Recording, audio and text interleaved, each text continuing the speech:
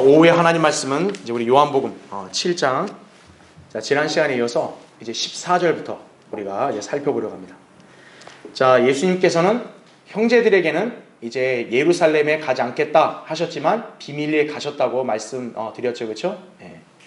지금 이제 무리들은 예수님에 대해서 굉장히 지금 이렇게 시끌벅적하죠. 예. 예수님이 오냐 안 오냐, 그렇죠? 아마 이제 막 호기심도 많고 또 할 말도 많았던 것 같아요, 그렇죠? 예. 실제로 예수님이 오니까 이제 그 예수님을 놓고 사람들이 이제 논쟁을 벌이고 또 자기들끼리 이제 수군거리기 시작했다는 얘기죠. 자, 오늘 그 내용들을 한번 살펴볼 텐데, 자, 14절부터 36절까지는 이제 성전에서 유대인들과 논쟁하시는 예수님이다라는 얘기죠. 자, 거기 14절부터 18절 볼게요. 명절이 중간쯤 되었을 때 예수께서 성전으로 올라가 가르치시니 유대인들이 이상히 여겨 말하기를 이 사람은 전혀 배운 적이 없는데 어떻게 글을 아는가? 라고 하더라. 예수께서 그들에게 대답하여 말씀하시기를 나의 교리는 나의 것이 아니요 나를 보내신 분의 것이라. 만일 누구든지 그분의 뜻을 행하려고 한다면 그 교리가 하나님으로부터 온 것인지 아니면 내가 내 자신에 관하여 말하는 것인지 알게 되리라. 자기 자신에 관하여 말하는 사람은 자신의 영광을 구하지만 보내신 분의 영광을 구하는 사람은 참되며 그 안에 아무 불의도 없느니라. 이렇게 말씀을 하고 있죠. 그렇죠? 네. 1번 한번 보세요. 자, 15절에 이들이 보이는 반응이 이 사람은 전혀 배운 적이 없는데 어떻게 글을 아는가 이거예요. 네. 자, 여기서 글이라 했을 때는 무슨 글자라기보다는 성경을 가리키는 거겠죠. 왜냐하면 지금 예수님은 교리를 언급하고 계시기 때문에 지금 예수님이 성전에서 가르치셨다고 14절에 나오잖아요. 그렇죠? 그러니까 그분이 가르친 건 당연히 성경 교리겠죠. 그렇죠? 그러니까 이들은 이 글이라 했을 땐 성경을 지칭하는 거고, 자, 믿지 않는 자들의 배움의 기준은 뭐냐? 다름 아닌 학위 취득, 또 교육과정 이수 등으로 여긴다는 점을 보여준다는 얘기죠. 예. 자, 이것이 소위 영적인 분별력이 없는 지성인들의 관점이라는 얘기죠. 자, 제가 여기 밑줄 쳐서 여러분에게 교환에다 설명해 놨지만 결국 뭐냐면 누군가가 성경에 대해서 논하고 말을 한다 이거죠. 그러면 일반 사람들은 어떻게 그걸 여기냐면 저 사람이 성경에 대해서 운운하고 말할 자격이 있나? 그러려면 뭐예요? 학교를 나오든가 배워야지 말할 자격이 있다 이런 거죠. 자, 신학도 어때요? 신학이나 성경을 얘기할 때도 저 사람 신학대학 나왔어? 이거죠. 뭐 받았어요? 신학 그냥 대학만 나왔어요? 석사예요? 박사예요? 이런 거죠. 네. 그러니까 그것만 얻었다면 뭐예요? 이 사람이 하는 말은 그냥 절대적인 진리인 거예요. 그냥 이런 사람이 말하니까. 근데 반대로 학교를 잘 안 나오고 배우지 않은 사람이 성경에 대해 얘기하면 뭐예요? 아니 배운 적도 없는 사람이 왜 성경 얘기를 해? 이런 식으로 여기는 거죠. 이게 바로 믿지 않는 이 세상 지성인들의 어떤 생각이다. 이렇게 이해하시면 돼요. 자, 그래서 괄호 1번 보세요. 지금 유대인들은 예수님께서 소위 율법 교육을 받은 적이 없는데도 어떻게 성경을 알고 있는지에 관해 놀라워하고 있다는 얘기죠. 그러니까 당시 이스라엘 사회는 바리새인들, 서기관들, 막 이렇게 제사장들 이런 사람들 있잖아요. 그러니까 율법이나 성경은 이런 사람들의 전유물로만 아는 거죠. 그러니까 자기들과 같은 어떤 그런 환경과 여건에 살아온 사람만이 성경을 얘기하면 이해가 되는데, 아니 여기 예수라는 사람은 이렇게 뭐 우리처럼 배운 것도 없는데 성경을 안 해? 약간 이런 반응인 거죠. 자, 이처럼 진리에 무지한 신학자들, 교수들, 성경 교사들, 목사들이 마치 성경을 알려면 신학대학을 나오거나 학위를 취득해야만 하는 것으로 착각을 한다는 얘기죠. 성경 얘기하면 성경 뭐 교육과정 밟았어요? 어디 학교 나왔어요? 이렇게 물어본다 이거죠. 마치 그거를 통과해야 어떤 거예요? 그 사람이 성경에 대해 얘기하면 좀 믿을 만하다. 이런 식인 거죠. 자, 괄호 2번. 그래서 영적으로 무지한 자들은 항상 외향적인 조건이나 상태를 보며 영적인 일들을 판단하려고 한다 이거죠. 그로 인해 나타나는 반응은 바로 학력, 또 이력, 그 다음에 평판 등을 잣대로 영적인 영역에 접근하려고 하는 것이다라는 얘기죠. 더 딱하고 한심한 사람들이 누구냐면 오늘날 뭐 목사들이나 설교자들, 뭐 부흥사들 이런 사람들이 유명한 신학대학에 뭐 석박사를 밟고 막 그걸 자랑하는 사람도 있다 이거죠. 아, 나는 저 미국이나 저 외국의 그 유명한 신학대학 박사를 받은 목회학 박사다 이거죠. 그런 사람이 성경을 아나요? 아니죠. 거꾸로 우리 같은 일반 그리스도인들이 막 복음을 전하고 성경 얘기하면 어떤 거예요? 아니, 신학대학에서 뭐 배우지도 않은 사람이 뭘 감히 성경 얘기를 해? 이런 식인 거죠. 예. 자, 지금 유대인들의 기준도 뭐냐? 예수님께서 하신 말씀이 아니라 예수님이 배운 적이 없다. 우리들처럼 무슨 교육과정을 밟은 사람이 아니다. 이런 식으로 예수님을 접근하려고 하는 거죠. 그러니까 이런 사람들은 진리를 당연히 알고 깨닫겠어요? 불가능하다는 얘기죠. 자, 괄호 3번 보세요. 이러한 현상은 훗날 사도행전에서 베드로와 요한에게도 동일하게 나타났다는 얘기죠. 자, 거기 사도행전 4장 13절에 이렇게 기록되어 있죠. 그때 그들이 베드로와 요한이 담대하게 말하는 것을 보자. 자, 어떻게 여겼다고요? 배우지 못한 무식한 줄로 알았다가 놀라며 그들이 예수와 함께 있었다는 사실을 깨닫도록 하라는 얘기죠. 예. 유대 사회에서 베드로, 야고보는 직업이 뭐예요? 어부 아니에요. 어부가 뭘 배워요? 무식한 거거든요. 어부는 원래가.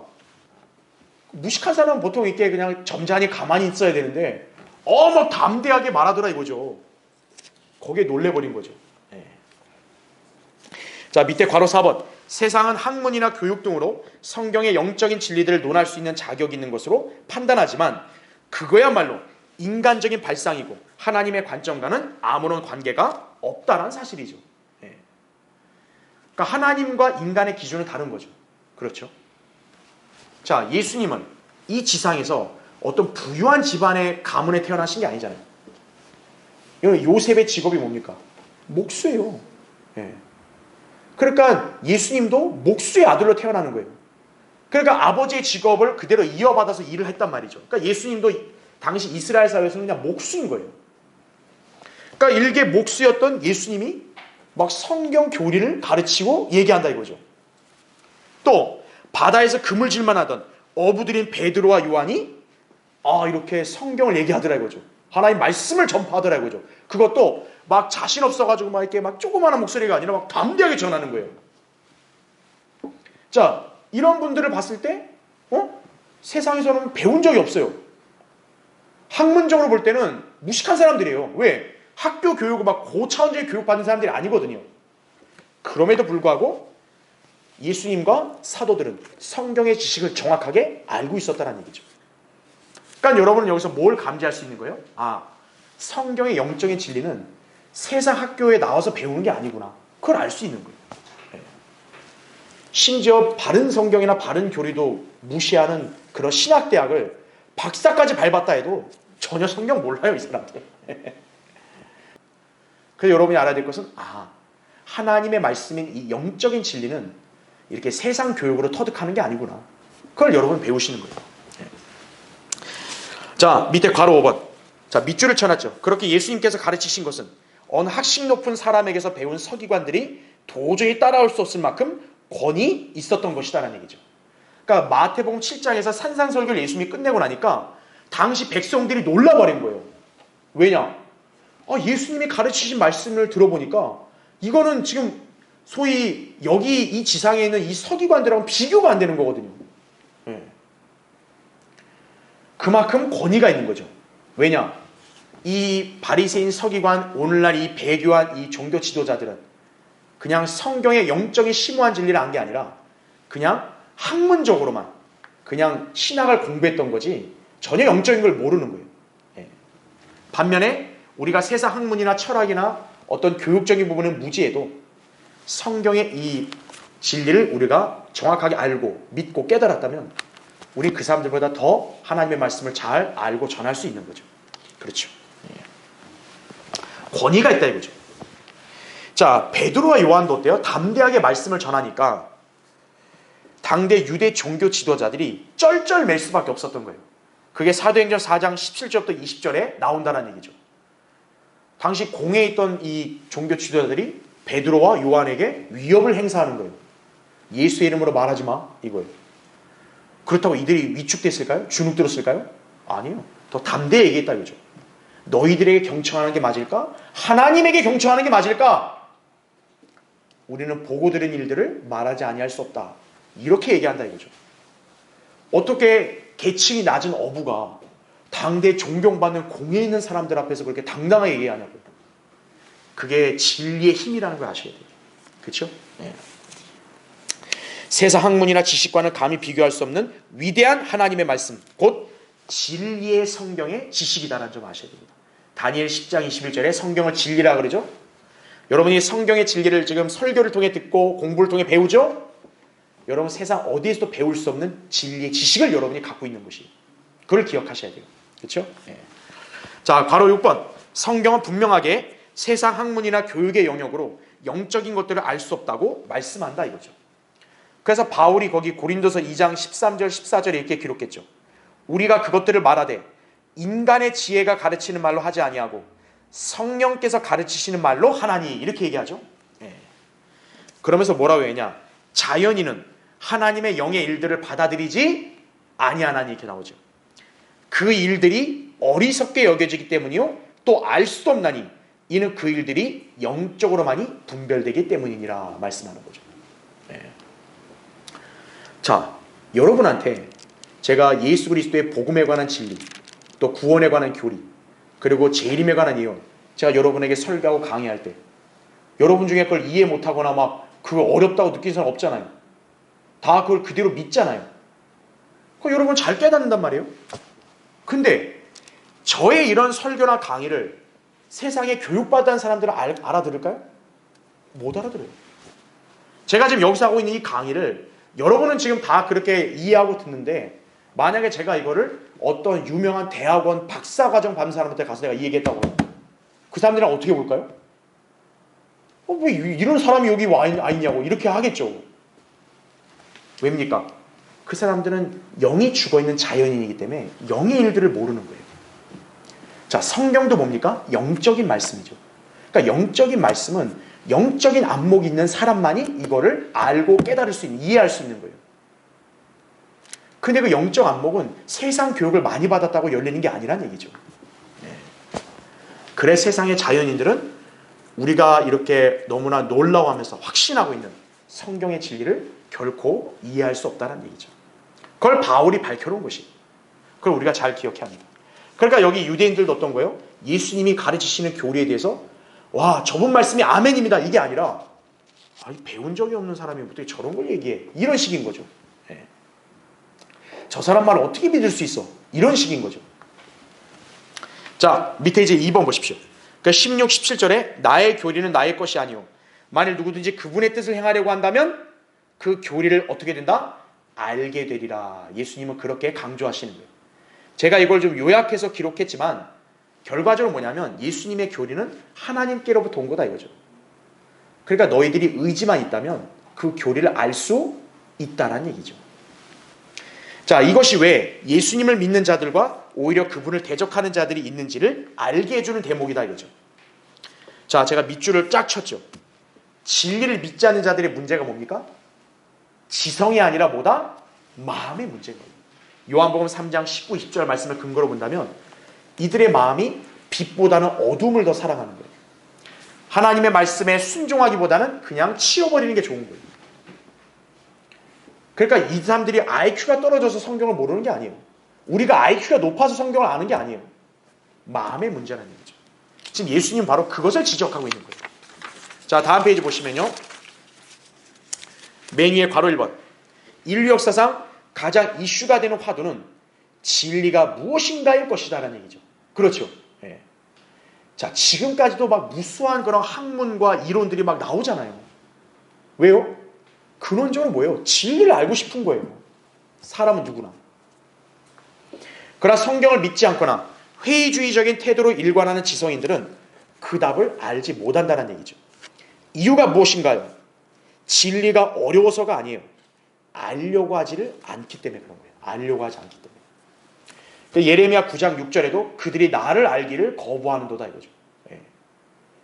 아, 바보니까 예수님 못 믿는다, 이게 아니라는 거예요. 예수님을 알고 진리를 알기를 거부하는 거예요. 싫다 이거죠. 또 로마서 1장 28절에도 뿐만 아니라 그들은 자기들의 지식 가운데 하나님 두기를 싫어하니, 이렇게 말씀하고 있는 거죠. 예. 그러니까 자기들의 지식이 하나님을 못 믿겠다가 아니라 하나님 두기를 싫다 이거예요. 싫다. 그러니까 진리를 깨닫지 못하는 거예요. 그래서 괄호 2번 보십시오. 사람이 자기 마음에서 우러나와서 능동적으로 기꺼이 하나님의 뜻을 행하려고 한다면 그 사람은 하나님의 진리를 정직하게 신뢰하는 것이며 주님이 가르치신 교리가 하나님께로부터 온 것임을 알게 된다는 얘기죠. 지금 예수님이 17절에 단설한 게 뭐예요? 누구든지 그분의 뜻, 그러니까 하나님의 뜻을 행하려고 한다면 이거잖아요. 그러니까 하나님의 뜻을 내가 순종하겠습니다, 하겠습니다, 이렇게만 의지가 있다면 예수님이 가르치시는 교리가 하나님께로부터 왔는지 아니면 예수님 자신이 떠들어대는 건지 알게 된다는 얘기죠. 그러니까 진리는 우리가 뭐 이성적으로, 그 다음에 뭐 우리가 지적으로 뭐 굉장히 어려운 거다, 그게 아니라는 거예요. 내가 마음으로 알고자 하는 열망만 있으면 하나님께서 가르쳐 주시는 거예요. 그럼 그것만큼 명료하고 쉬운 게 없는 거예요. 자, 그 교환해 보세요. 잠언 8장 8, 9절에 이런 말씀이 있죠. 내 입의 모든 말들이 의에 있나니 그 말에는 비뚤어진 것이나 왜곡된 것이 전혀 없느니라. 그것들은 깨닫는 자에게는 모두 뭐라 그래요? 알기 쉬운 것이요 지식을 얻는 자들에게는 옳은 것이니라 이거죠. 혼란스럽지 않은 거예요, 전혀. 근데 오늘날 무수한 사람들이 우리가 성경의 진리를 얘기하면 막 어렵다, 모르겠다 막 이러잖아요. 왜 그래요? 그들의 마음이 혼탁하니까. 믿겠다는 그런 확실한 자세가 아니라 그냥 간 보듯이 뭐가 있나? 설마 저게 맞을까? 이렇게 하는 사람한테는 성경의 진리가 혼란스러운 거죠. 예. 근데 여기 성경에 나온 대로 깨닫는 자에게는 모두 뭐예요? 알기 쉬운 거예요. 예. 그게 하나님의 말씀이다 이거죠. 자, 괄호 3번. 예수님께서 누구든지 그분의 뜻을 행하려고 한다면 이라고 말씀하신 것은 어느 누구를 막론하고 할 마음만 있다면 주님이 말씀하신 교리를 알 수 있고 그래서 그분을 믿을 수 있다는 것이다 이거죠. 그래서 성경적인 원칙 제가 밑줄을 쳐놨죠. 먼저 할 뭐만 있다면요? 마음만 있다면. 고린도서 8장 12절이에요. 바로 이 영적인 원칙은 이게 전제가 먼저 깔리는 거예요. 내가 먼저 할 마음만 있다면 그럼 할 수 있다는 얘기죠. 알 수 있다는 얘기죠. 그래서 괄호 4번. 하나님의 말씀으로부터 영적 지식을 얻을 수 있는 기반이 형성이 된다는 얘기죠. 예. 여러분이 신학대학을 몇 년을 다니고 교육과정 이수해야 된다, 그게 아니라는 거예요. 예. 할 마음, 즉 나는 주님을 정말 제대로 알고 싶고 나는 주님을 올바로 믿고 싶고 나는 주님을 따르고 싶고 진리를 배우고 싶고 그런 마음만 있다면 이제 기반이 된 거예요, 그 사람. 그럼 이제 그 사람은 바른 성경과 또 바른 성경을 근거로 잘 가르치는 그런 하나님의 종을 만나면 되는 거죠. 예. 그럼 이게 끝나는 거예요. 자, 마음이 올바른 사람에게는 하나님께서 진리를 이해할 수 있는 명철을 주신다라는 얘기죠. 그게 잠언 2장 3절부터 6절에 나온 말씀이에요.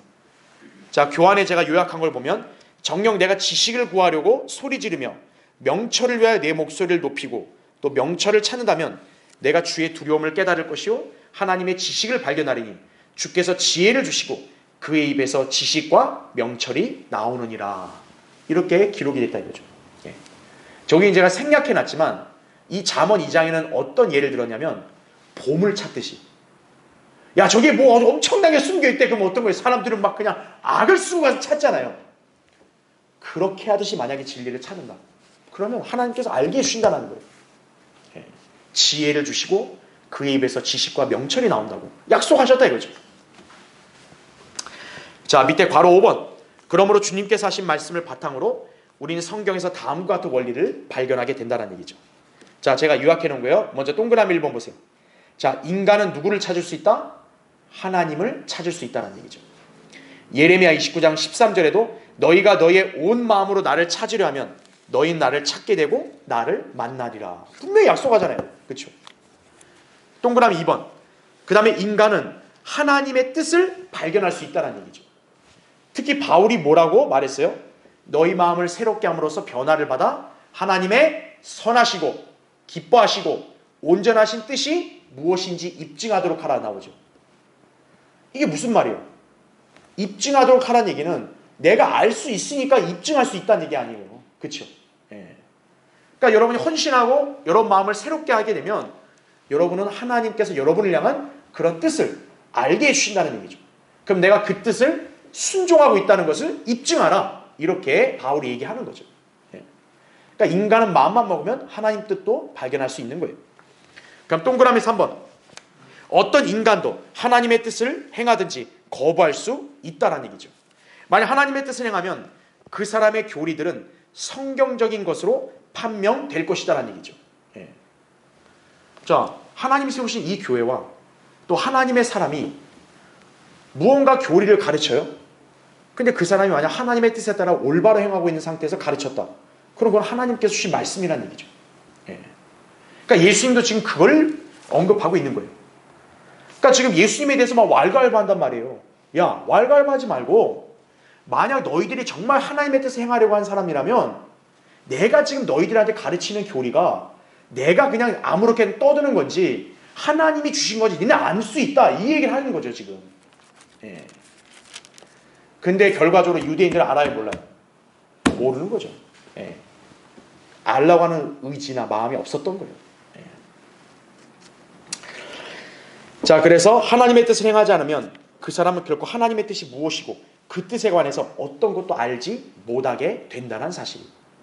이게 성경에서 지금 예수님이 하신 말씀을 입증해주는 그런 사례라 보시면 됩니다. 아하, 내가 스스로 마음으로 하나님의 뜻을 행하고자 하는 그런 의지, 하나님 말씀에 순종하고자 하는 그런 결심이 있다면 나는 하나님 만날 수 있고 하나님의 뜻을 발견할 수 있고 하나님의 뜻을 따를 수 있다는 사실입니다. 그래서 밑에 괄호 6번, 결국 예수님을 믿지 않고 오히려 그분을 대적하며 붙잡으려고 했던 자들은 하나님의 뜻을 행하려는 마음이 전혀 없었던 것이다라는 거죠. 예. 근데 밑줄 친 거 보세요. 그러나 성경을 믿고 하나님을 신뢰한 유대인들은 예수 그리스도를 알아보았죠. 그렇죠. 유대인이라 해서 다 안 믿은 거 아니에요. 그렇죠? 자, 이런 사람들이 예수님을 알아봤어요. 이들은 하나님의 뜻을 행하려는 마음이 있었기 때문에 가능하다는 얘기죠. 그래서 괄호 7번, 이와 마찬가지로 오늘날 한글 킹제임 성경을 최종 권위로 여기며 실행하는 그리스도인들은 바른 교리와 말씀을 깨달은 것이다라는 얘기죠. 왜냐하면 그들이 하나님의 뜻을 기꺼이 실행하고자 하는 믿음이 있었기 때문이다라는 얘기죠. 오늘날 우리 교회, 또 여기 모인 여러분들, 우리가 한글 킹제임 성경을 붙들고 이 말씀을 근거로 믿음 생활하는 것, 바로 우리는 바른 교리와 말씀에 눈을 떴기 때문에 가능한 거죠. 왜 눈을 떴는가? 하나님의 뜻을 실행하려고 하는 결심과 의지가 있었기 때문에 그런 거죠. 자, 배교한 교회들은 한글 킹제임 성경을 거부합니다. 그렇죠? 왜 거부할까요? 어려워서 거부할까요? 아니란 얘기죠. 바로 하나님의 뜻을 실행할 의사가 아예 없는 거예요. 왜 예수 그리스도의 복을 우리가 그렇게 아주 강력하게 외치고 이렇게 전파하는데도 왜 안 믿는가 이거예요. 복음이 어렵나요? 아니에요. 복음 얼마나 쉬워요. 그런데 믿기 싫어 이거죠. 그러니까 속으로. 그러니까 겉으로는 체면이 있으니까 말은 못하겠고 속으로는 뭐예요? 안 믿어. 믿기 싫어 이거죠. 네가 뭐라고 떠들어대고 뭘 갖다 밀어도 나는 안 믿어 이거죠. 그러니까 바른 성경의 진가를 모르는 거예요. 그 사람들은. 그걸 우리가 잘 알아야 됩니다. 더 웃긴 거 뭐냐면 그럼 그들은 개역 성경을 믿을까요? 개역 성경도 안 믿어요. 사실 한국 교회들은. 그러니까 우리가 뭘 할 수 있냐면 저 배교한 일반 교계는 하나님의 뜻을 실행할 의사가 애초에 없다라는 거예요. 그러니까 교회를 왜 세우고 왜 교회 나가는 거예요? 그냥 자기 위안, 자기 만족인 거예요. 일요일날 가만히 있으면 뭐 허전하고 하나님 앞에서 뭐가 죄스럽고 뭐라도 해야겠으니까 일요일날 그냥 교회 나가면 하나님이 인정해 주겠지. 이런 식으로 종교생활을 하는 거예요. 그냥. 하나님의 뜻을 실행할 의사가 없는 거죠. 자, 밑에 3번 보세요. 18절에 자기 자신에 관하여 말하는 사람은 자신의 영광을 구하지만 보내신 분의 영광을 구하는 사람은 참되며 이렇게 말씀하고 있죠. 자, 여기 보면 하나님의 부르심을 받은 참된 사역자인지 아닌지를 판별하는 시금석이 되는 말씀이에요. 기준이 뭐예요? 자기 영광을 구하냐 안 하냐예요. 자, 하나님의 종이라고 자처하는 사역자들은 자신을 높이는데 혈안이 되어 있죠. 그렇죠? 주님은 그런 자들을 가증스럽다고 누가복음 16장 15절에 말씀을 하고 있다 이거죠. 사람들 가운데서 크게 높임 받는 거예요. 그래서 이런 사람들은 바울이 뭐라고 그랬냐면 그들의 하나님은 자기들의 뭐다? 배다요, 배. 자기들의 배인 거예요. 그러나 참된 하나님의 종은 바울처럼 자신의 분수를 알고 자신을 낮추는 사람이다 이거죠. 나는 아무것도 아닙니다 이거죠. 나는 하나님의 그냥 도구에 불과합니다 이거죠. 예. 나는 다른 누구보다 더 낮은 자입니다. 근데 하나님은 나 같은 자를 들어 쓰셨습니다. 이게 참된 하나님의 종에서 나오는 고백이에요. 예. 그러면서 하나님을 드높이고 그분께 영광을 돌린다는 얘기죠. 지금 예수님도 어때요? 분명 위대한 분 아니에요. 근데 지금 예수님은 자기 자신도 결코 내 영광을 구하지 않는다. 나는 지금 하나님의 영광을 구한다. 지금 이렇게 예수님도 고백을 하는 거죠. 자, 예수님도 그랬는데 하물 예수님의 종들이 그렇게 안 하면 그건 말이 안 되죠. 예. 자, 우리는 그런 원칙을 또 여기서 볼 수 있다 이거죠. 자, 그 다음에 이제 19절부터 24절 보겠습니다. 모세가 너희에게 율법을 주지 아니하였느냐? 그런데 너희 중에는 율법을 지키는 사람이 아무도 없도다. 너희가 어찌하여 나를 죽이려 하느냐고 하시니 무리가 대답하여 말하기를 내가 마귀 들렸도다. 누가 너를 죽이려 하느냐고 아니라 이거죠. 이 사람들이 하나님의 아들 보고 네가 마귀 들렸다 이렇게 얘기하는 거예요. 근데 보세요. 21절 예수께서 대답하여 그들에게 말씀하시기를 내가 한 가지 일을 행하였는데 너희가 모두 이상히 여기는도다. 그러므로 모세가 너희에게 할례를 주었으니 그것은 모세로부터 온 것이 아니고 조상으로부터 온 것이기 때문이라. 너희가 안식일에 사람에게 할례를 주는도다. 만일 어떤 사람이 모세의 율법을 범하지 않으려고 안식일에도 할례를 받거든 하물며 내가 어떤 사람을 안식일에 온전히 낫게 해주었다고 해서 너희가 나에게 화를 내느냐? 외모로 판단하지 말고 의로운 심판으로 판단하라고 하시니라. 이렇게 말씀하고 있죠. 자, 교환의 맨 밑에 1번 보세요. 자, 예수님은 지금 그들의 위선과 그들의 뻔뻔함을 아주 날카롭게 지적하신 거죠. 자, 19절에 너희 중에는 율법을 지키는 사람이 아무도 없도다라는 얘기예요. 여러분, 이거 종교 지도자들 앞에서는 이게 얼마나 참 그들이 듣기에는 너무나 발끈할 말 아니에요. 그렇죠? 그들은 율법에 있어 존경받는다고 하는 사람들인데 예수님은 지금 그들한테 힐난하시는 거예요. 너희 중에 율법 지키는 사람 없다 이거예요. 근데 어찌하여 너희가 나를 죽이라느냐 이렇게 예수님이 그렇게 힐난하시고 지적하시는 거죠. 그러니까 율법 운운하는데 정작 율법을 지키지 않는 그들의 위선을 드러내신 거라는 얘기죠. 자, 왜 그런가? 한번 괄호 1번 보세요. 유대인들은 주님에 대해서 15절에 전혀 배운 적이 없는데 어떻게 그를 아는가 하고 의아해하면서 시비를 걸자. 그렇죠? 시비 걸었죠? 그러니까 주님께서는 그들이 정작 율법을 안다고 거드름을 피우지만 막상 율법을 지킬 생각이 추호도 없다는 점을 날카롭게 지적하신 것이라는 거죠. 자, 다음 페이지 보세요. 그러니까 지금 이들은 율법은 우리들처럼 뭔가 어떤 전문 교육 과정을 밟고 배운 사람만의 전유물 이렇게 자랑을 하는 건데 근데 예수님은 오히려 그런 그들이 너네들이 오히려 율법을 안 지키고 있어. 이렇게 얘기하시는 거예요. 자, 어떤 문제가 있었냐? 바로 2번 보세요. 그 지적은 다름 아닌 무슨 문제였다? 안식일 문제였다는 거죠. 자, 여기서 주님께서 21절에 내가 한 가지 일을 행하였는데 너희가 모두 이상히 여기는도다 이렇게 말씀하시죠. 우리 방금 21절에 그렇죠? 여기서 한 가지 일이 뭐냐면 요한복음 5장의 사건을 말하는 거예요. 요한복음 5장이 뭐였어요? 38년 된 병자 치유했죠. 근데 그날이 무슨 날이었어요? 안식일이었다 이거죠. 그러니까 예수님은 38년 동안 이렇게 병자로 고생한 사람 내가 치유했다 이거예요. 근데 그날이 안식일이라고 너희가 나를 죽인다 이거죠. 예. 바로 그거를 예수님이 지금 지적한 거예요. 그리고 지금 이 유대인들은 뭡니까?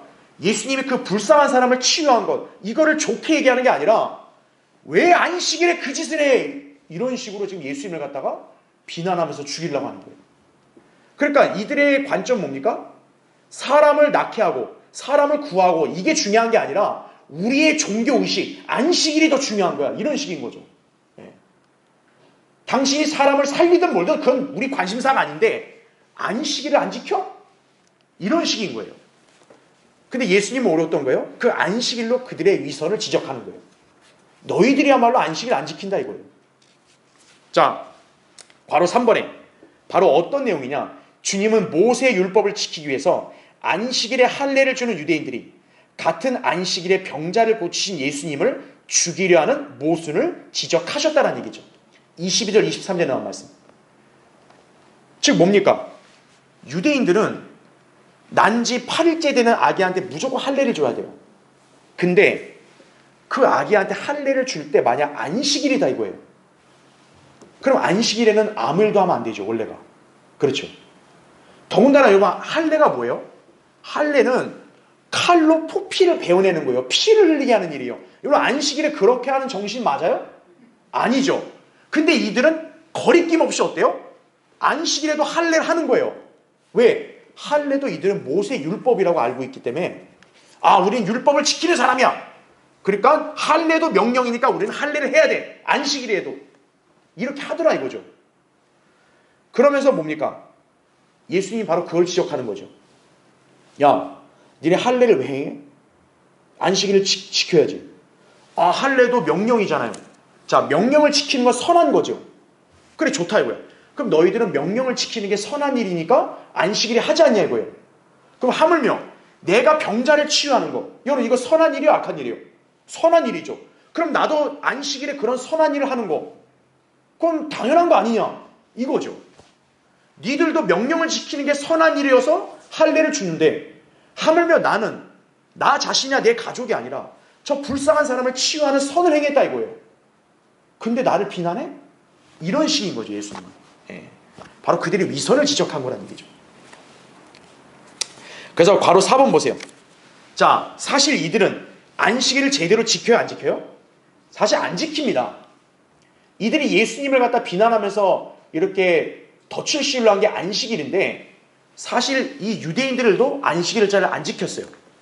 자, 예수님이 어떤 부분을 예를 들어 지적했냐면 거기 누가복음 13장 15절 교환에 나오죠. 너 위선자야, 너희 각자는 안식일에 외양간에서 자기 소나 나귀를 풀어서 물 먹이려고 끌고 가지 아니하느냐, 이렇게 전곡을 찌른 거죠. 여러분, 안식일에 어떤 육체노동 하면 돼요, 안 돼요? 안 되는 거예요. 근데 이들은 뭐예요? 자기 가축이 안 먹으면 안 돼. 그러니까 끌고 가서 먹이고 오는 거예요. 그 안식을 지킨 거예요? 아니잖아요. 자기들은 그런 짓을 하면서 예수님이 안식일에 병자를 고쳤다고 당신은 안식일을 어겼기 때문에 죽어야 돼, 이게 말이 되냐고요. 예수님 바로 그런 전곡을 찌른 거예요. 급기야 그들은 주님을 죽이려고 하죠. 여러분, 모세 율법에 10계명이 있죠. 10계명의 6번째가 뭡니까? 살인하지 말라예요. 근데 그렇다고 예수님을 이들은 죽이려고 하죠. 그럼 그게 율법을 지키는 거예요? 아니잖아요. 바로 예수님은 그들의 그런 위선을 딱 적나라하게, 날카롭게 지적하고 책망하신 거란 얘기죠. 자, 2번 보세요. 자, 22절에 이런 말씀이 있죠. 모세가 너에게 할례를 주었으니 하면서 그 다음에 성령님은 괄호를 치고 이런 말씀을 달았어요. 그것은 모세로부터 온 것이 아니고 누구로부터 왔다? 조상으로부터 온 것이기 때문이라 너희가 안식일에 사람에게 할례를 주는도다 말씀하죠. 자, 이 말씀은 당시 유대인들의 착각과 무지와 완악함을 드러내고 있다는 얘기죠. 자, 여기 잠깐 한번 볼게요. 자, 유대인들은 할례를 굉장히 중시합니다. 그렇죠? 왜냐? 할례가 자기가 하나님께 복을 받은 아브라함의 자손이라는 표거든요. 그렇죠? 그러니까 유대인들은 무조건 할례를 줘요. 그런데 이 당시 유대인들의 문제가 뭐냐면 이 할례가 모세 율법에서 나온 것으로 그렇게 오해하는 거예요. 이게 당시 유대인들의 관점이에요. 그러니까 유대인들이 할례를 주네? 할례 왜 줘? 모세가 할례 줬어, 이거예요. 그리고 마치 이게 뭐냐면 할례를 지켜야 돼, 율법이니까, 약간 이런 관점을 가진 거예요. 근데 이건 착각이죠. 왜입니까? 할례는 모세 율법이 아니에요. 여러분, 할례는 언제 등장했어요? 아브라함 때 등장한 거예요. 이거 하나님께서 아브라함과 맺은 언약의 표예요.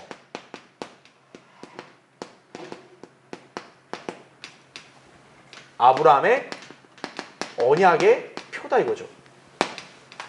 즉 하나님이 아브라함에게 복을 줬잖아요. 그렇죠? 씨를 번성케 하고 또 땅을 주고, 그러면 보면서 창세기 17장에서 그랬기 때문에 내가 너에게 이 약속을 지키는 증표로 너의 집안에서 태어나는 아들들 다 뭐 줘라? 난지 8일 만에 할례를 줘라. 이거는 할례는 모세 율법 때 처음 나온 게 아니에요. 이건 오히려 뭡니까? 아브라함 때 하나님께서 아브라함과 약속해서 주신 표라 이거죠. 다시 말하면 할례는 율법과 관계 있다 없다? 관계 없는 거예요. 예. 이때 율법이란 게 있어 없어요? 없다고요. 이때 모세란 인간이 있어요? 이 당시 없어요. 모세는 애시당초. 그런데 지금 유대인들은 뭡니까? 이 할례를 모세하고 엮는 거예요. 왜요? 이들에게는 모세가 대단한 자부심이거든요. 그래서 요한복음에 보면 항상 무슨 말이 나오냐면 우리는 모세의 제자다 이러면 모세의 제자. 왜냐? 하나님께서 모세를 통해 뭘 줬어요? 율법 줬죠. 그러니까 마치 뭐냐면 자기들은 율법을 받은 사람들이고 율법을 잘 지킨다 이거예요. 우린 모세의 제자다. 그렇게 자기들을 자랑한 거예요. 그러면서 뭐냐면 그거를 과시하려고 할례까지 갖다 붙이는 거예요. 우리는 할례도 한다 이거죠. 왜? 모세가 할례를 줬다. 이런 식인 거예요. 그러니까 자기들 자신을 자랑하려고 과장하려니까 어떤 거예요? 잘못된 소리 하는 거죠. 할례는 모세가 준 게 아니에요. 할례는 하나님께서 아브라함을 통해서 하도록 명령하신 거죠. 오히려 모세는 어때요? 자기 처자들한테 할례를 안 줄 뻔했어요. 출애굽기 4장에 보면은 모세가 이제 그 이방 여인하고 결혼해서 아들을 낳았는데 그 아들을 8일 됐는데 할례 안 준 거예요. 하나님이 죽이려고 하니까 어떤 거예요? 자기 아내가 갖고 와서 가까스로 할례한 거예요. 그래서 그 아내가 남편 보고 모세 보고 뭐라 했죠? 당신은 피 흘리는 사람이라고. 오히려 모세는 어떤 거예요? 자기 자신도 할례를 제대로 안 했다고요. 근데 지금 유대인들은 뭐예요? 와, 모세가 할례를 줬다 이거예요. 우리는 모세의 제자다. 이렇게 자랑하고 있는 거예요. 그렇기 때문에 예수님이 지금 말씀하신 취지가 뭐냐면 할례는 율법과 연관성이 없다 이거예요. 그런데 자, 안식일은 어디서 나온 거예요? 율법에서 나온 거란 말이에요. 안식일은. 그러니까 엄밀히 말하면 여러분 안식일과 할례는 관계가 없는 거죠. 그렇죠? 그런데 지금 유대인들은 안식일에 뭘 줘요? 할례를 주는 거예요. 왜? 할례가 율법이다. 이렇게 착각해가지고 주는 거예요. 그러니까 예수님은 착각이다 이거죠. 그런데 어쨌든 너네는 할례를 준다 이거죠. 왜? 할례를 율법으로 하니까. 근데 안식일에는 아무 일도 하면 안 되잖아. 너네 할례 주지. 왜? 이걸 명령이라고 생각해서 명령을 지켜야 선한 거라고 해서 하잖아. 자, 그렇다면 예수님 입장에서는 내가 안식일에 병자 고치는 거 이거 악한 거예요? 아니잖아요. 선한 거 아니에요. 선. 그렇죠? 생명을 구하는 거 아니에요. 너네는 니네가 안 죽으려고 할례를 하는데 나는 사람을 살리려고 병자를 고쳤다 이거죠. 니들은 이걸 선으로 하는데 그럼 이건 선 아니냐 이거죠. 바로 예수님은 그런 논리로 지금 그들의 그런 비아냥을 반박하시는 거예요. 예. 그러니까 너희들이야말로 위선자다 이거죠. 너희들이 정말 안식을 지킨다면 이거 하지 말아야죠. 할례를. 그렇죠? 하잖냐 이거 니네는. 그렇기 때문에 그들이 예수님을 비난할 수 없다. 그렇게 말씀하신 거예요. 예. 밑에 괄호 4번 보세요. 자, 그렇다면 23절에 나온 대로 어떤 사람을 안식일에 온전히 낫게 해주었다고 해서 예수님을 비방할 수 있겠는가 이거죠. 비방 못하는 거죠. 예. 자, 이 안식일에 예수님이 사역을 하신 거에 대해서 마가복음 3장에도 나와요. 마가복음 3장은 뭐냐면 회당에서 가르치는데 여기 한쪽 손이 많은 사람이 있는 거예요. 그 예수님이 그걸 보고 이 사람 지역이 밑에 있는 사람들이 예수님을 갖다가 책 잡으려고 저 인간 어떻게 하나 보자 막 이러고 있는 거예요. 그러니까 예수님은 그들의 마음을 알잖아요. 그러니까 예수님이 그들한테 묻는 거죠. 야, 안식일에 선을 행하는 게 타당하니? 악을 행하는 게 타당하니? 생명을 구하는 게 타당하니? 죽이는 게 타당하니? 마가복음 3장 4절 이렇게 묻는 거예요. 그런데 이들이 어떻게 한 줄 아세요? 답변해요 안 해요? 답변 안 해요. 잠잠합니다. 그러니까 예수님이 그들의 완악함에 굉장히 분노하셨다고 마가복음 3장에 나온다 이거죠. 예. 굉장히 아주 완악하고 가증스럽잖아요. 그렇죠? 예. 자, 그랬기 때문에 결국 뭡니까? 지금 여기 요한복음에서도 예수님은 그러한 취지로 말씀하신 거예요. 그래서 예. 너희들이야말로 안식일에 할례 주는 그런 일을 한다면 내가 병자 고치는 거 이거에 대해서 너희는 함부로 말하면 안 된다 이거죠. 예. 그래서 밑에 3번 보세요. 24절에 외모로 판단하지 말고 의로운 심판으로 판단하라 이렇게 말씀하죠. 왜입니까? 하나님께서는 사람의 외모를 보세요 안 보세요? 안 보시죠. 주님은 마음만을 보신다고 사무엘상 16장 7절에 기록되어 있고 로마서 2장 11절에도 말씀한다 이거죠. 하나님은 사람을 외모로 보지 않으시는 거예요. 그러나 유대인들은 어때요? 이 말씀을 무시하고 주님을 외양으로 판단해 버렸죠. 예. 다 필요 없어. 안식일에 병자 고쳐. 나쁜 거야. 죽어야 돼. 이거죠. 쉽게 말하면. 예수님이 진리와 교리를 가르쳐도 가만히 있어. 지금 뭐야? 무슨 목수가 뭘 성경을 얘기해. 다 필요 없어. 이런 거죠. 그러니까 완악한 사람들은 뭐예요? 아예 고의적으로 거부할 작정을 했기 때문에 아무리 뭔 말을 해도 안 믿는다 이거죠. 그러니까 예수님도 여기서 계속 얘기했잖아요. 너 우리 외모로 날 보지 말고 내가 행한 일들을 보라고. 근데 뭐예요? 필요 없어. 당신 누구야? 그 목수의 아들. 그 목수의 아들이 뭘 알아 성경을 이거죠. 그렇죠? 예수님을 외양으로 보는 거죠. 다 필요 없어. 안식일에 일하면 돼, 안 돼? 일했지? 나쁜 사람 무조건 죽어야 돼. 이거죠. 유대인들이 바로 이렇게 한 거예요. 그러니까 이런 사람들은 진리를 알 수 있어 없어요? 모르는 거죠. 이렇게 하니까. 자, 25절부터 29절 이제 마지막 보겠습니다. 그때 예루살렘의 몇몇 사람들이 말하기를 이 사람은 그들이 죽이려고 하는 그 사람이 아니냐 이거죠. 보세요. 유대인들이 얼마나 예수님을 노골적으로 죽이려고 하면 아예 소문이 다 나버린 거야. 그렇죠? 근데 26절 보세요. 그런데 뭐라? 그가 담대하게 말하여도 그들이 그에게 아무 말도 하지 아니하는도다. 관원들은 참으로 이 사람이 바로 그 그리스도인 줄 아는가? 그러나 우리는 이 사람이 어디서 온 줄 알거니와 그리스도가 오실 때는 그가 어디서 오시는지 아무도 모르리라고 하더라. 그러므로 예수께서 성전에서 가르치실 때 외쳐 말씀하시기를 너희는 나를 알고 또 내가 어디서 온 것도 알지만 나는 스스로 온 것이 아니니라. 나를 보내신 분은 참되시도다. 너희는 그분을 알지 못하나 나는 그분을 아노라. 이는 내가 그분으로부터 왔고 또 그분께서 나를 보내셨음이라고 하시더라. 이렇게 말씀하고 있죠. 자, 우리 교환의 1번 보세요. 26절에 자, 이런 말씀이 있어요. 그가 담대하게 말하여도 그들이 그에게 아무 말도 하지 아니하는도다. 이렇게 나오죠. 예. 자, 이 종교 지도자들의 무리가 예수님을 죽이려고 했단 말이에요. 공공연히. 근데 예수님은 거기에 주눅드는 게 아니라 오히려 담대하게 말해요. 그러면 이들의 입장이면 더 격분해서 죽여야 되는데 오히려 아무 말을 못하는 거예요. 누가 더 당당해요? 예수님이 더 당당한 거예요. 그러니까 당시 이 무지한 무리들은 헷갈리는 거죠. 이게 아니 왜 저러지? 이러는 거죠. 자, 보십시오. 진리를 알고 외치는 사람의 이 담대함 앞에요. 죄인들은 입을 다물 수밖에 없는 거예요. 예, 그걸 아셔야 됩니다. 자, 밑에 괄호를 보세요. 흔히 세상은 다혈질에 흥분하며 목소리가 크고 할 말 다 하는 사람을 용기 있고 대범하게 여기죠. 그렇죠. 소위 말하는 무식한 사람이 용감하다 그래가지고 그냥 자기 생각대로 막 말해버리고 그냥 다혈질로 덤비고 이러면 막 그 사람이 되게 당당하고 무서워 보이잖아요. 그렇죠? 그러나 성경은 진정으로 누가 담대한가를 말씀한다 이거죠. 잠언 28장 1절에 악인들은 쫓는 자가 없어도 도망치나 의로운 자들은 사자처럼 담대하니라 말씀합니다. 의로운 자들이 누구예요? 성도들이라고. 사자처럼 담대하다 이거죠. 우리는. 여러분, 불의한 자들은 절대로 드러나게 말하지 못해요. 드러나게 말하지 못해요. 여러분, 구린내가 많은 소위 정치인들이나 또 종교 지도자들 있잖아요. 그런 사람들은 드러나게 말해요? 못해요? 못하는 거죠. 항상 숨는 거죠.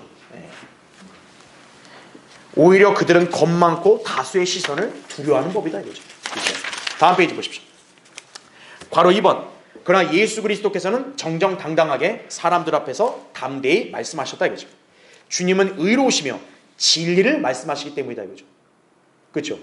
자, 거짓말하는 사람은 뭔가 캥기니까 이렇게 드러나게 말을 잘 못할 때가 많아요. 사기꾼들도 그렇죠. 사기꾼들도 은밀하게 사기치지 대놓고 하는 거는 한계가 있어요. 근데 진리를 말하는 사람은 꿀릴 게 없거든요. 그렇죠? 자기 비난받을 게 없거든요. 그러니까 이렇게 드러나게 말할 수 있다는 얘기죠. 자, 사도 바울도 베드로나 요한도 진리를 증거하는 데 있어서는 아주 담대했다는 얘기죠. 그래서 그들은 공회 앞에서도 사도행전 4장 19절에 하나님 앞에서 너에게 경청하는 것이 하나님께 경청하는 것보다 더 옳은 일인지 판단하라 이렇게 외쳤던 것이다 이거죠. 괄호 3번 보십시오. 예수 그리스도를 증거하고 복음을 전파하는 하나님의 일꾼들이 갖고 있는 가장 큰 특징 바로 담대함이다라는 얘기죠. 자, 우리 성경들의 교회는 어때요? 거리에 나가서 복음을 외치잖아요. 사람들한테 구원받지 않으면 마귀의 자식이고 지옥 간다고 얘기하죠. 다른 교회들은 얘기해 못해요? 얘기 못하는 거예요. 왜? 진리를 소유하지 않았기 때문에 담대함이 없는 거예요. 오히려 거리에 나와서 목사가 뭐 설교하고 그러면 교회 저희 사회사 사람들이 나를 어떻게 생각할까? 나를 뭐라고 말할까? 이렇게 한다 이거죠. 그러니까 복음 못 전하는 거예요. 이런 교회들은. 자, 세상의 안목으로 본다면 그리스도인들은 대체로 어리석고 연약해 보이죠. 그렇죠. 하지만 예수 그리스도의 복음과 진리의 말씀이라면 그 어떤 지성인들, 종교 지도자들 감히 범접할 수 없는 진리의 지식인 거죠. 우린 그 진리의 지식을 소유하고 있는 거죠. 그래서 이 진리의 말씀으로 인해 담대할 수 있는 것이다. 그래서 괄호 4번. 따라서 그리스도인은 말씀을 공부하고 기도로 주님과 교제함으로써 주님께로부터 영역과 도우심을 얻어 담대하게 진리를 증거해야 한다 이거죠. 그 밑줄 친 거 보시면 성경을 통해 예수 그리스도에 관해 배운 그리스도인은 주님을 담대하게 증거하고 전파할 수 있다는 사실이죠. 저 사람들은 몰라요. 복음도 모르고 성경 진리 전혀 몰라요. 우리는 안다 이거죠. 그래도 우리는 또 큰 소리 치고 얘기할 수 있는 거예요. 우리도 세상 사람들 생활할 때 그러잖아요. 내 친구나 너 지인이나 누가 이렇게 뭘 모르는 걸 내가 알고 있으면 어때요? 아, 힘이 나잖아요. 그렇죠? 너 모르지? 난 알아. 이거잖아요. 아, 진리도 마찬가지다 이거죠. 절대 몰라요, 이 사람들은. 그러니까 우리는 담대하게 진리를 얘기할 수 있는 거예요. 자, 2번 보십시오. 27절에 우린 이 사람이 어디서 온 줄 알거니와 그리스도가 오실 때는 그가 어디서 오시는지 아무도 모르리라. 여러분 이거 맞아요? 틀려요? 거짓말이죠, 거짓말. 그러니까 믿지 않기로 작정한 사람들은 절대 인정 안 하는 거예요. 예수님이 그리스도라는 걸 분명히 알 수 있는데도 안 믿으려고 하는 거예요. 그러면서 어떤 핑계를 대요? 성경적 진리가 아닌 거, 맞지 않는 얘기를 하고 있는 거예요. 여러분 그리스도가 어디서 오는지를 몰라요? 유대인들이 모를까요? 그리스도가 어디서 오는지? 다 알아요. 그리스도는 베들레헴에서 태어날 거를 다 알고 있다고. 우리 다음 시간에 보겠지만 7장 42절에 보면은 성경에 그리스도는 다윗의 씨에서 나오며 또 다윗이 살던 고을 베들레헴에서 나온다고 말하지 않느냐 이렇게 얘기해요. 그러니까 유대인들은 그리스도가 베들레헴에서 온다는 걸 다 알아요. 마태복음 2장에도 헤롯이 물었잖아요. 그 유대인들한테 야, 메시아가 어디서 오냐? 베들레헴에서 옵니다. 다 얘기했다고요. 미카 5장에도 그렇게 예언되어 있다 이거죠. 이들은 예수님께서 베들레헴에서 태어나신 것을 알면서도 그분에 관한 예언이 성취되는 것을 인정하려 들지 않는 거예요. 그러니까 거짓말까지 하는 거예요. 그러니까 예수 그리스도를 거부하기 위해서는 온갖 형태의 그냥 말들을 다 하는 거예요. 그냥 막 이 말 저 말을 다. 그걸 여러분 아셔야 됩니다. 자, 3번 보세요. 28절 29절에 예수님이 이렇게 말씀하죠. 너희는 나를 알고 또 내가 어디서 온 것도 알지만 나는 스스로 온 것이 아니니라. 나를 보내신 분은 참되도다. 너희는 그분을 알지 못하나 나는 그분을 아노라. 이는 내가 그분으로부터 왔고 또 그분께서 나를 보내셨습니다. 자, 예수님께서는 그 유대인들을 곧바로 정죄하시는 거예요. 바로 뭘 정죄하냐? 너희 하나님 몰라. 하지만 나는 안다 이거죠. 그러니까 주님은 그들과 그분을 자신을 분리하시는 거죠. 자, 괄호 1번 보시면 너희는 나를 알고 또 내가 어디서 온 것도 알지만 이렇게 얘기하죠. 이게 무슨 말이에요?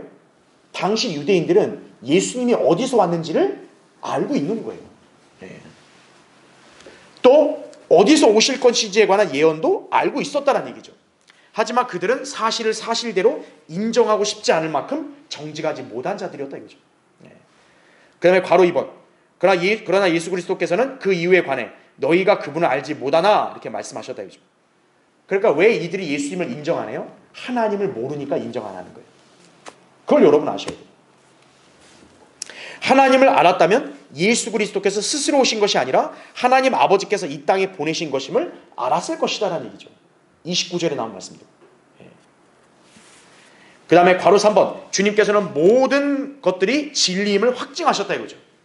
바로 나를 보내신 분은 어떻다? 참되다 이거죠. 자, 예수님을 보낸 분이 누구예요? 하나님이시죠. 하나님은 참되다 이거죠. 그러니까 참되기 때문에 진실만 말하고 거짓 말하지 않으시죠. 자, 그렇다면 하나님께서는 그리스도를 이 땅에 보내시겠다고 일찍이 유대인들에게 약속하셨죠. 그 약속을 지금 하나님은 이행하신 거죠. 예수님을 보내서. 그렇죠? 그렇기 때문에 하나님은 참되시다는 걸 스스로 입증하신 거예요. 그 다음에 괄호 4번. 예수 그리스도께서는 바로 그런 하나님께로부터 보내심을 받았다 이거죠. 그래서 예수님은 하나님을 아시고 또 하나님 아버지께서 진리이시기 때문에 예수님께서도 오직 뭐만을 말씀하신다? 진리만을 말씀하시는 것이다 이거죠. 이와 같이 하나님께로부터 나온 사람은 예수님과 같이 하나님을 알고 그분을 믿으며 진리를 따르게 된다는 사실이죠. 그게 요한일서 5장 9절부터 13절, 20절에 나온 말씀인 거죠. 네. 바로 뭡니까? 우리가 예수 그리스도를 아는 것이 그게 바로 우리가 영생을 가진 증거라는 거죠. 그리고 예수 그리스도가 참 하나님이시라는 것을 요한일서 5장 20절에 기록한 거 우리 믿는다 이거죠. 그렇죠? 그러니까 우리는 하나님께로부터 났기 때문에 그걸 아는 거예요. 근데 그렇지 않은 사람들은 알아요, 몰라요? 모른다는 얘기죠. 그런 사람들은 예수님을 단지 뭐로 취급해요? 4대 성인군자. 그냥 기독교 창시자. 그냥 뭐 하나님의 아들이라고 하는데 뭐 이런 식인 거죠. 괄호 5번. 결국 유대인들이 예수님을 거부하며 대적한 것도 하나님을 알지 못하고 진리를 깨닫지 못했기 때문이다. 그들의 아비는 바로 거짓말쟁이 마귀임을 예수님께서 역설하셨다는 얘기죠. 우리가 나중에 8장 44절 공부할 때 살펴볼 거예요. 이 때문에 그들은 진리를 믿지 않고 말하지도 않는 것이다. 이거죠. 주님이 바로 그런 점에서 그들을 정죄하고 계신 거예요. 자, 마지막 4번. 자, 한편 예수님께서는 28절에 보니까 성전에서 가르치실 때 어떻게 말씀하셨대요? 외쳤다. 이죠. 자, 예수님은 지금 마치 강의실에서 조곤조곤 가르치신 게 아니라 외치셨다는 거죠. 외쳤다. 그게 뭡니까? 거리에서 복음을 전파하듯이 하나님 말씀을 외친 거리 설교자셨다는 거예요. 구약의 선지자들, 신약의 사도들, 교회 시대의 신실한 하나님의 종들 모두 예수 그리스도의 본을 따라 거리에서 말씀을 담대히 외치는 거리 설교자들이었다는 점을 우리가 잘 알아야 된다 이거죠. 그래서 거리 설교의 사역은요, 이건 하나님께서 주신 사역이라는 걸 아셔야 돼요. 다른 교회들은 못한다 이거죠. 우리 성경 대리면 교회를 하잖아요. 바로 우리가 하나님께로부터 사역을 위임받았다는 점을 우리가 확신할 수 있다는 얘기죠. 그렇죠?